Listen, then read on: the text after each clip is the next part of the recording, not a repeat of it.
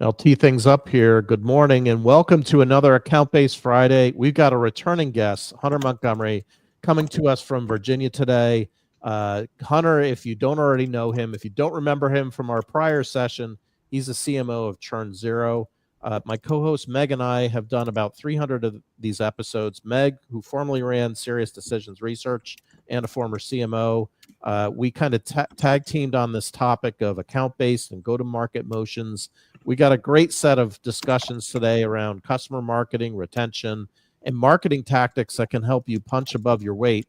Just as a reminder, as we tee this up, this conversation is as much for you and your opportunity to ask questions as it is for us. Of course, we have pre-planned questions that we've talked in advance with Hunter, but if you have a specific question, please feel free to drop it in chat. We're broadcasting this to our LinkedIn network, both Meg's network as well as my own network.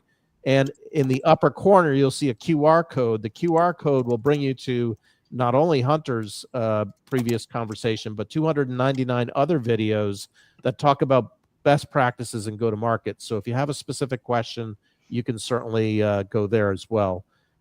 Each week we start off with the poll, and I had just fielded this poll this morning, so we're still kind of tallying up the results. And let me do a refresh here to see if we got any latest votes. We got 5 votes so far, and the question that came up was really one of customer marketing importance. I heard this as a throwaway line in a CMO conversation that I was recently having of, hey, we're kind of often overlooked on the customer marketing side for expansion and renewal.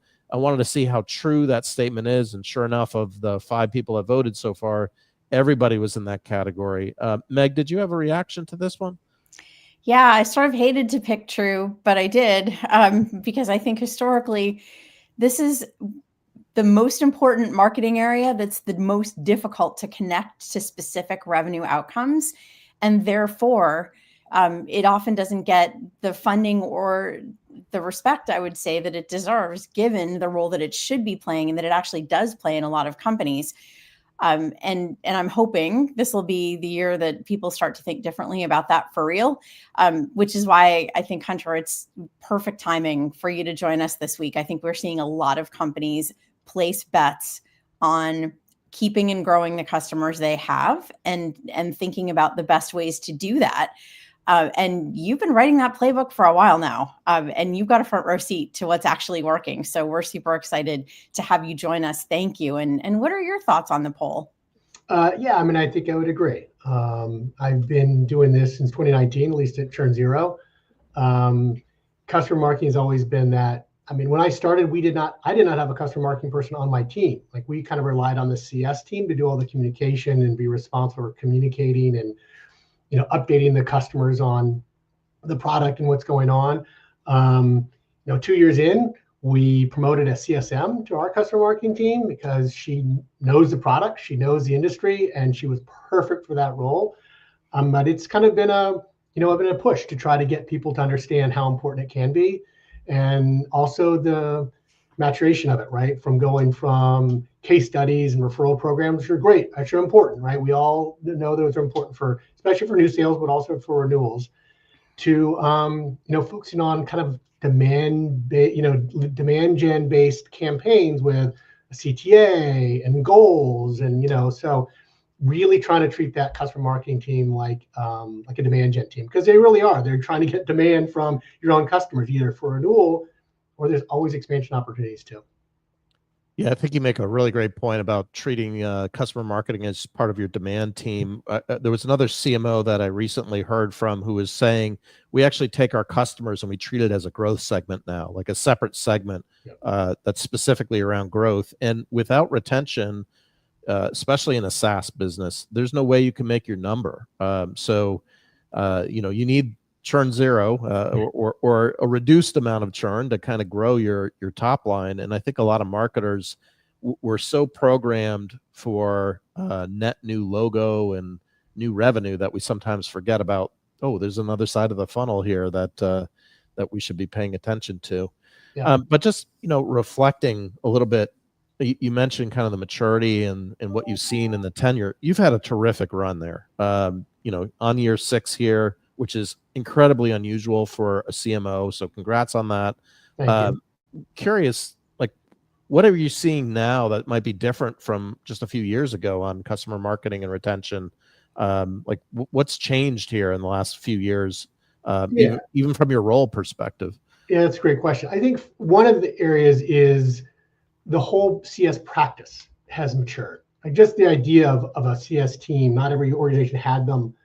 I mean, even you look at the last year and a half, Forrester, Gartner, and IDC all did one of their research projects, right? The Wave, MarketScape, and the Magic Quadrant. I mean, that's a huge win. When those organizations do that, they mean they're basically signaling there's something there because they're getting questions for the customers. So just in that last year and a half was big. But even before that, right, we're starting to see, we've been doing a CS leadership study for 5 years. And every year we see the growth of where does CS report, right? A lot of times it wasn't the CEO, but it keeps growing the CEO. One of the things we have seen the change is in the last 2 years, the move to the head of CS reporting to the CRO. So in 2023, it was, I think, like 23%. 2024, it was 34%, right? So it is becoming, as you just mentioned, like customers become a true revenue source for organization. Everyone knows they're a major part of the revenue, but when you put that under the CRO, you're saying, okay, now this is how important it is. My chief revenue officer has to focus on this, and they have to know how to optimize it. And so to your point, John, retention is critical. And now the CRO owns it, you know how critical it is to our organization. I think that's a great evolution. And to your point, it's getting this particular function and focus closer to being seen as a critical pillar of revenue. I'm curious, over your tenure at ChurnZero, what's changed about the role of technology in that motion? Yeah, I mean, I think it's also back to people are learning that they can use tools. All of us on the sales and marketing side, we've been using tools for 15, 20 years. It's part of we just know how to do it. We know how to buy it. We know how to evaluate it. And there's, if you look at Scott Brinker's chart, right, there's 10,000 sales and marketing tools. So I think from the CS side, they are learning that confidence, right? You start with like an MPS tool or a survey tool. There are little point solutions that get them comfortable with it because they weren't used to having that, right? We still hear of CS teams that use spreadsheets to manage their customer base, right? Less and less of that, but that's kind of what they're coming from. They're coming from a spreadsheet to jump into technology is a little difficult. So, part of what the CS market and all the vendors have been doing is we focus so much on education, on what you need, how you do it, and then what tools you can use to make your job better. So they're, probably maybe 5-7 years behind sales and marketing counterparts in terms of that understanding of technology, but they are quickly catching up because they see how much more efficient their teams can be, smarter they can be, and how much technology really can be a partner and manage the CS team. And if the CRO comes to you and says, what's your tech stack? And you don't know what that means, you need to catch up quickly because sales and marketing, we have our tech stacks and we know it backwards and forwards. So, that's one thing where they're quickly catching up. And we see that a lot, especially in our surveys when we do every year. Yeah, that's a great point. And interesting you mentioned the whole CRO relationship and the CRO interest in the tech stack and maybe even in the reporting structure, back to 2 questions ago of that migration. And I was in a CMO forum 2 days ago, and there was a lot of chatter about CMOs working for the CRO as well. So it seems like independent of company size, by the way, like there were very large companies that was actually pretty common or more common in a small subset. There were only 10 of us. But really interesting that I hadn't thought about CS also folding into that direction. So very, very intriguing. You talk about the tech stack and kind of the efficiency there. Are you seeing anything? And I know we want to eventually get to kind of more of the marketing tactics of what makes you look big, but are you seeing anything from an AI perspective that's making teams more efficient? I know you guys at ChurnZero, I think, just recently announced something on the AI front, but what kind of trends are you seeing from an AI efficiency perspective on CS right now as it Yeah. relates to churn, retention, or even renewal? Yeah, that's a good question. I mean, one of the things that's somewhat unique about CS and probably makes it a little more complicated is CS teams have so many different data sources, right? They support ticketing system. You have your CRM. You may have any sort of surveying tool. There's finance, right? There's data in different places. There's a lot of interaction with companies. Your own app, right? You know what your customers are doing in your own product. So many different data sources that sure you can pull things together in dashboards, and the CS platforms have done a very good job over the years.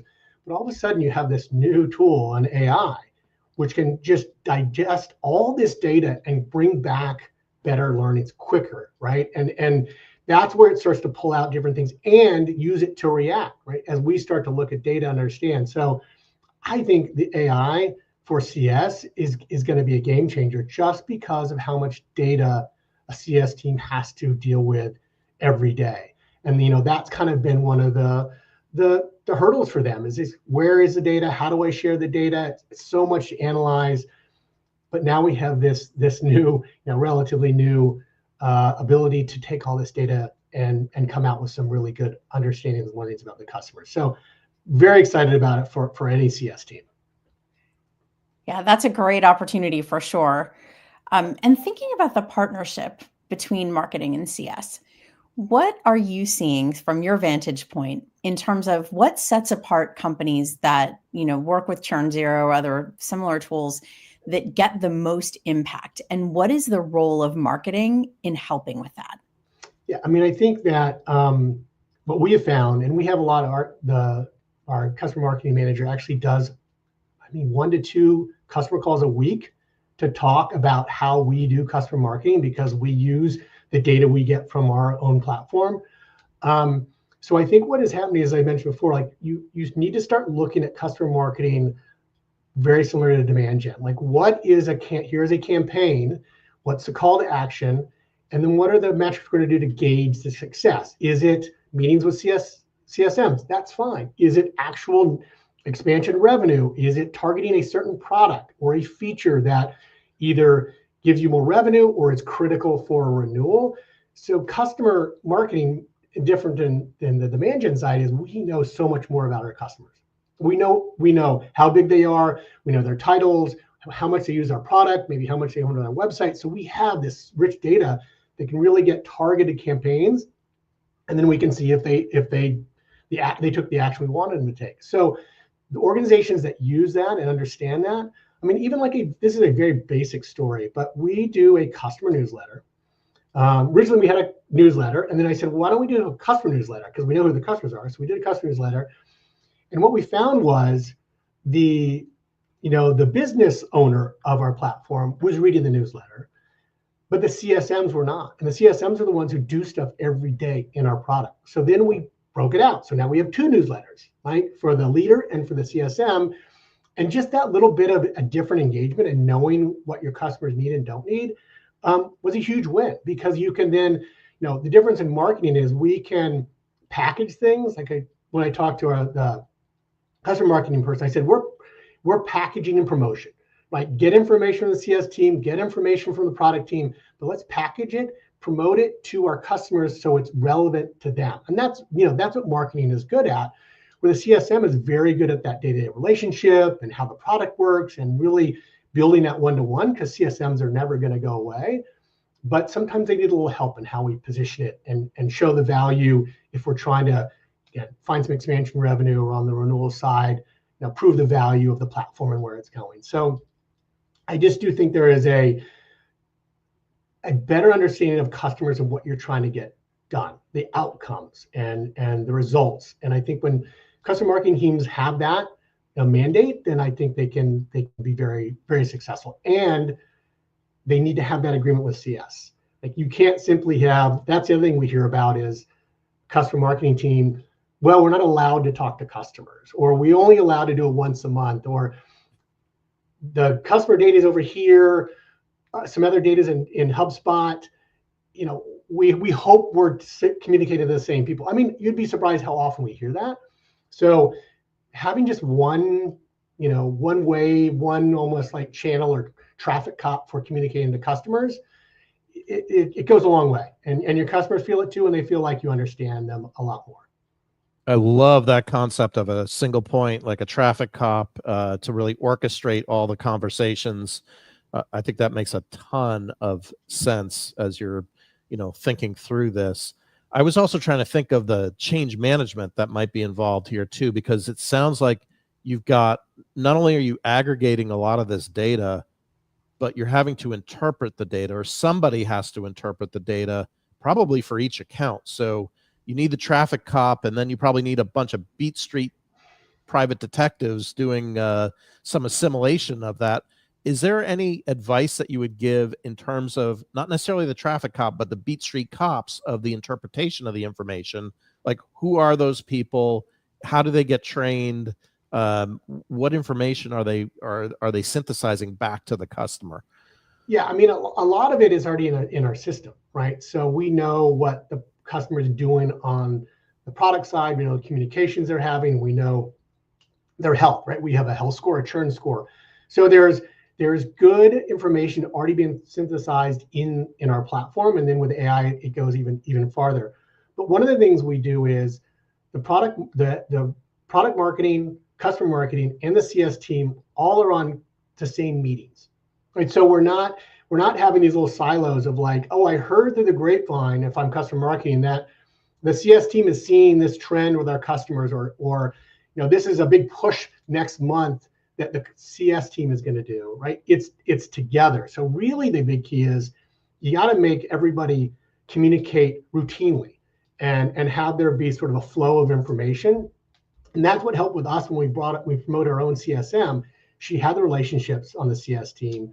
She had the support of our CCO, and it just made life much easier and smoother to kind of keep that communication going, because like in any organization, sales and marketing the same way. Like if you have silos, conflicts happen, finger pointing happens, blame game happens. So trying to keep that open, it's not easy, but there's definitely ways to try to keep that communication going and sharing data.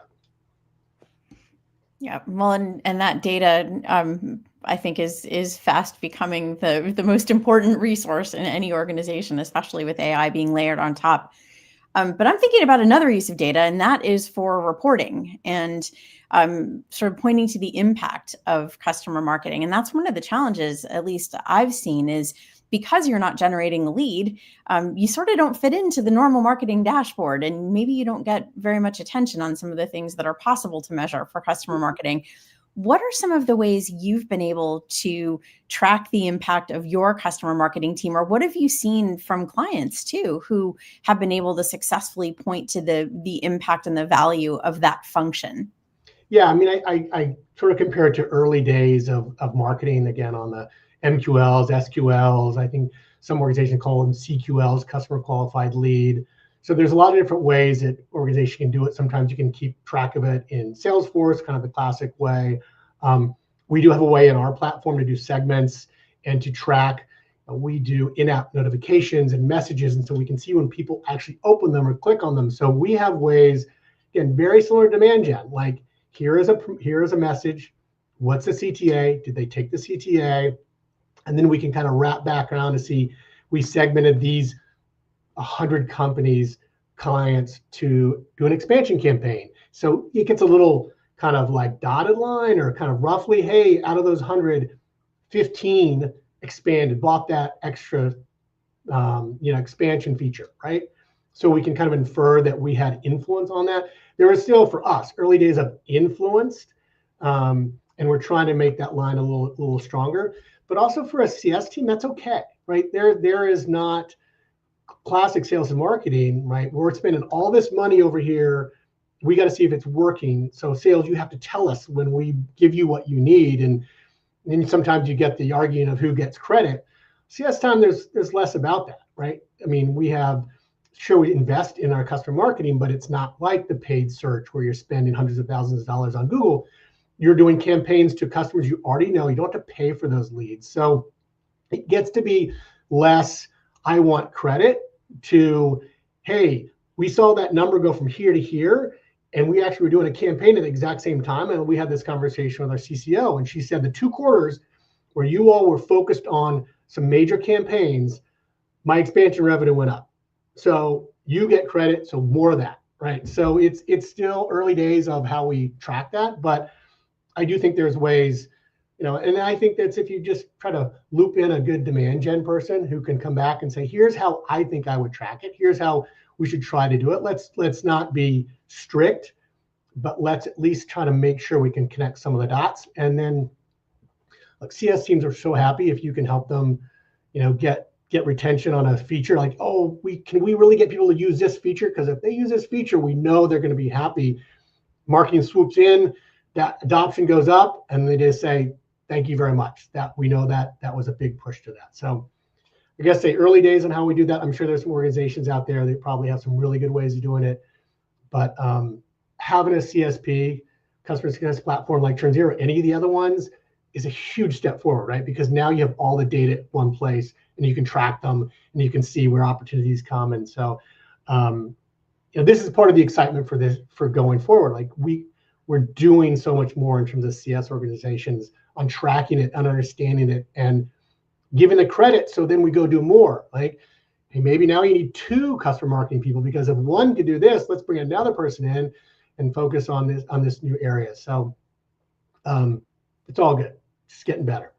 Yeah, I think you make a really good point about the resourcing of CSMs, and possibly, they might even be under-resourced. I've heard from other, it was in a recent conversation that somebody we all know, Lotney, who's the CRO of 6 Sense, I think she had mentioned something to the effect that the CSMs that she inherited, like compared to marketing, were maybe not as well resourced. Like we're sometimes in the luxury area of marketing 2-drink minimum, where we've got some really great resources that we can build from, and maybe CS is coming up to speed, even like you said, Hunter, 5 to 6 years behind where maybe marketing might be, but they're kind of chipping away at it.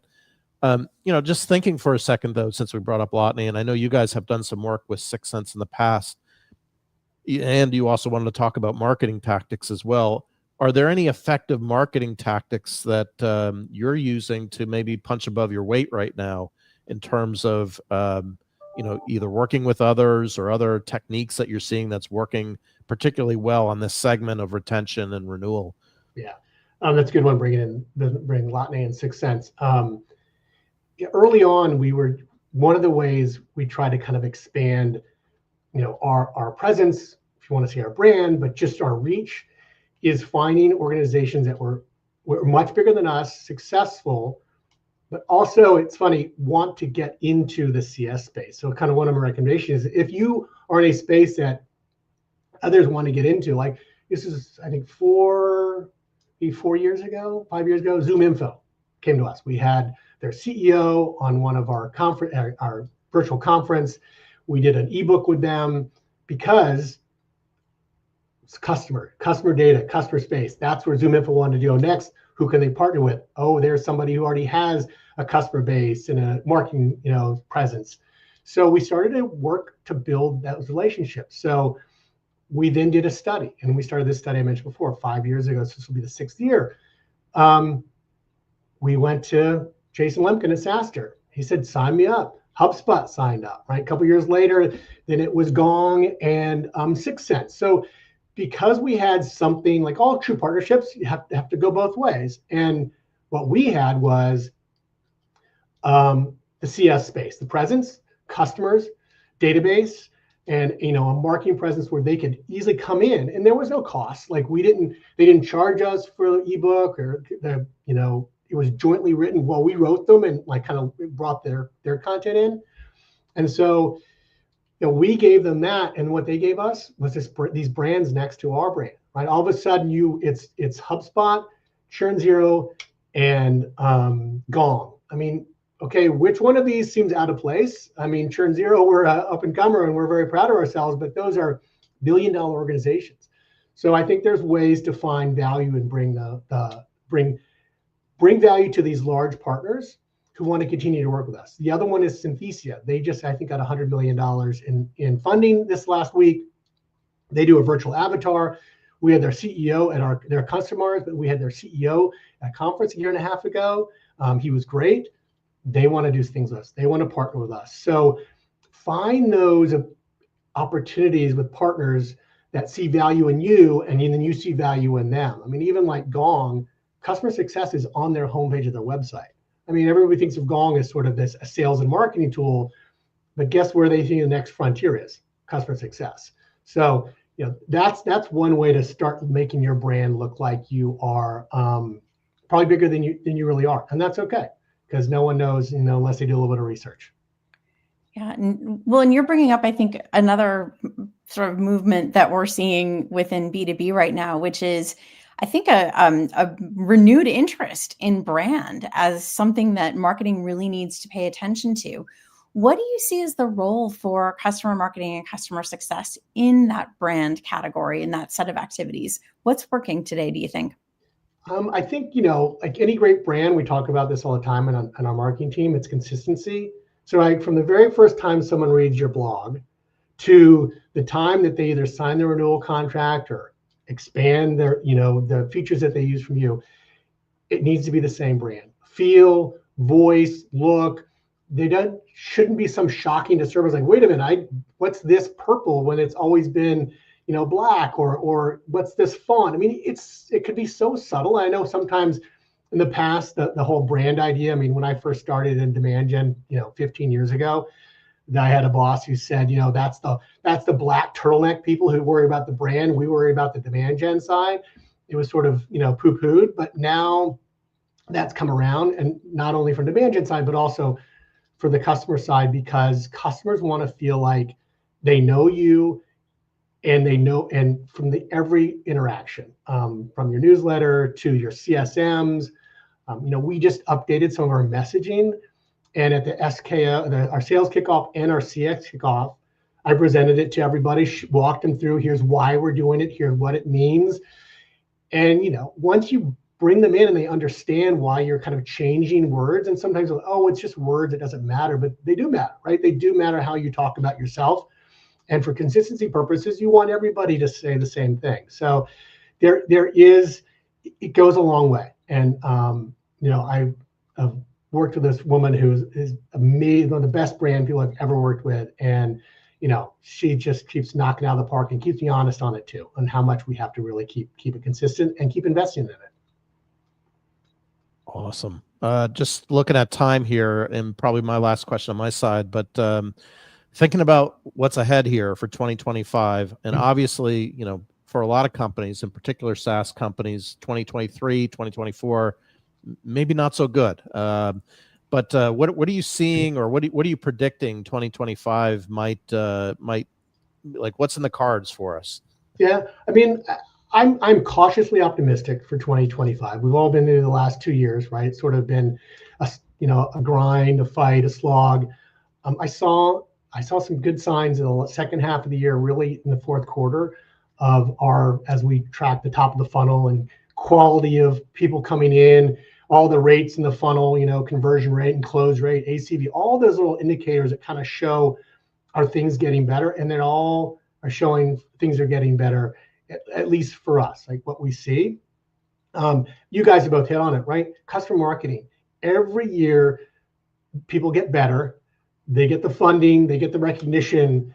I think that's also been kind of a little bit of a slog, but I do feel that as CS teams get more mature, they know how to buy tech, they know how to justify it, right? And when they get elevated to either reporting the CRO or the CCO, either one of those, they now have to understand business metrics. So the more they get promoted, the more important they are. I think the more impact they can have in keeping customers. And companies say, look, it's important. Here's some budget. We're going to fund you. Go figure out how to support it. So I'm, like I said, feeling good about 2025. And I do think customer marketing is going to continue to be critical as people get mature and understand how they can track it and show the impact. And it can be a real, enabler for any organization. Well, I'm certainly happy to hear that. I think it's a really high value and kind of fun area to be in marketing, customer marketing, and I think that seeing optimism from folks like you is definitely a good sign for the market as a whole, because you're right on the front lines of it. So thank you, Hunter. Appreciate that. Yep. No problem. Hunter, really grateful that you came out. We got to figure out what the, we were talking earlier, what the third time that you come back here as a guest, what Right. that special gift is going to be. So I'm going to ask the audience too. We're going to brainstorm on that one. You'll be the first 3-time person coming back. So really appreciate you investing time. Next week, same time, speaking of time, we've got Josh Carter. For those who don't know Josh, he is the head of demand at Pavilion, and he runs a community knee deep in a lot of technical tools. So we'll probably be a little bit technical next week, but very, very bright person on AI, on HubSpot, and on tools in general. And I think he's just coming back from the CEO summit Pavilion had, although I think they got a little bit of snow in Louisiana. So we'll be looking forward to that discussion. With that, Hunter, unless there's anything else, really appreciate you coming out today. No, thanks, Meg. Thanks, John. Always a pleasure to talk to you. Have a great day. All right, thanks, and happy Friday, everyone.